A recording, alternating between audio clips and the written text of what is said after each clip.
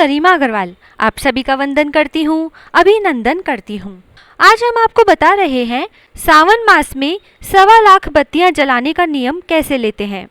लेकिन उससे पहले हम इस नियम के बारे में कुछ जरूरी बातें जान लेते हैं, क्योंकि 1.25 लाख बत्तियों का नियम कोई छोटा नियम नहीं है, यह एक महायज्ञ के समान है।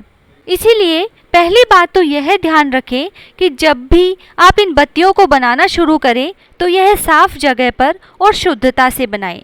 और बाती बनाना शुरू करने से पहले भगवान जी से प्रार्थना करें, हे भगवान, मैं आपके निमित्त 1.25 लाख बत्तियां जलाने का नियम ले रही हूँ।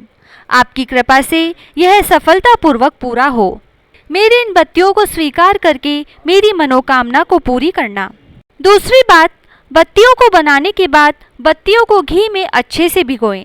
यदि बत्तियां बीच में से सूखी रह जाती हैं तो आपका यह नियम अधूरा माना जाता है। इसके बाद जब हम बातियां जलाते हैं तो बातियों को जलाते समय बातियों को बड़े दीपक में लगाएं, क्योंकि यह बातियां थोड़ी ज़्यादा मात्रा में होती हैं। फिर जहां आप दीपक लगा रहे हैं वहां स्वास्तिक बनाकर थोड़े अक्षत और फूल डालें। फिर उस पर दीपक रखें। फिर दीपक की कुमकुम, अक्षत, पुष्प से पूजा करें और अपनी मनोकामनाओं को मन में धारण करके दीप प्रज्वलित करें। इसके अलावा इस बात का भी ध्यान रखें कि इन बत्तियों को यदि आपने प्रतिदिन जलाने का नियम लिया है तो किसी दिन किसी कारणवश आप यह बत्ती ना जला पाएं तो अगले दिन यह बत्ती डबल जलाएं।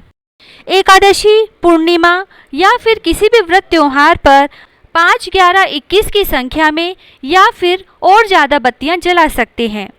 या फिर आप किसी तीर्थ स्थान पर जाएं तो वहां पर भी ये बत्तियां ले जा सकते हैं और तीर्थ स्थान के मंदिरों में इन बत्तियों को आप प्रज्वलित कर सकते हैं। अब हम जानते हैं कि इन बत्तियों को जलाने का नियम कैसे लिया जाता है। शिवजी के निमित्त यदि आप यह नियम ले रहे हैं तो यह नियम आप सावन महीने से शुरू कर सकते हैं। यदि विष्णु जी के निमित्त आप यह नियम ले रहे हैं तो इसे आप चातुर्मास या फिर कार्तिक महीने से भी शुरू कर सकते हैं। यदि आप 3 तार की 108 बत्ती जलाने का नियम लेंगे तो यह नियम लगभग 3 साल में पूरा होगा। या फिर आप यह नियम केवल सावन महीने के लिए भी ले सकते हैं। यदि आप सावन महीने के लिए यह नियम ले रहे हैं तो 3 तार की 4000 बत्ती आपको रोजाना जलानी होगी।